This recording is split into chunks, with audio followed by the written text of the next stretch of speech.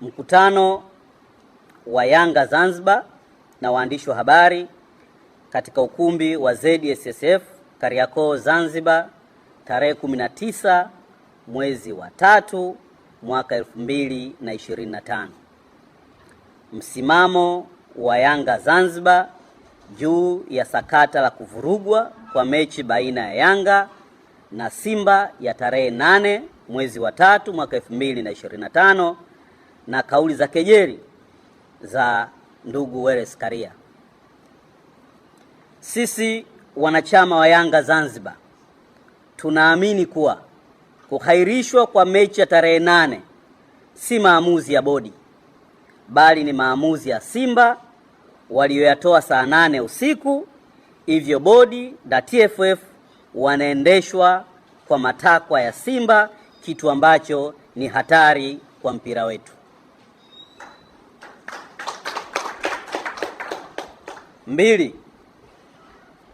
Tunaunga mkono tamko la uongozi wa klabu ya Yanga la tarehe 8 mwezi wa 3 mwaka 2025 kuwa klabu yetu haitocheza mechi yoyote ya marudiano na Simba kwa tarehe itakayopangwa na bodi ambayo hatuna imani nayo kwenye ligi ya mwaka huu.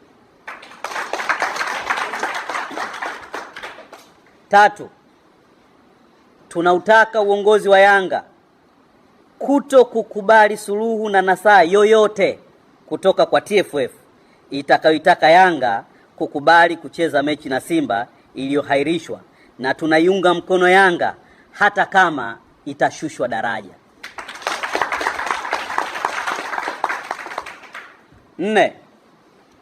Sisi wanachama wa Yanga, wapenzi na wapenda soka wa Zanzibar, tunamtaka ndugu Wallace Karia aombe radhi juu ya kauli za udhalilishaji wa viongozi wa vilabu vya mpira nchini Tanzania na hasa viongozi wa klabu ya Yanga. Viongozi hawa wa vilabu wanaziendesha hizi timu katika mazingira mazito na wanatumia muda na akili nyingi sana ili kuyaona mafanikio anayojinasibu nayo leo.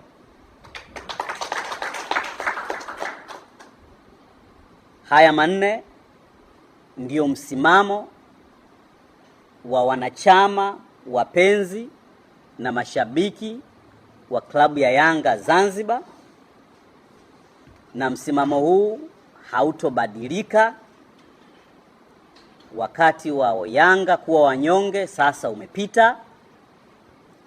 Yanga ni miongoni mwa taasisi chache zenye historia kubwa, si tu na mpira wa nchi hii, bali historia ya ukombozi wa nchi hii. Hivyo si timu ya kuibeza wala kuichukulia mzaha wala kuikejeli. Tusipendelewe, lakini kanuni zinazoongoza mpira zifuatwe.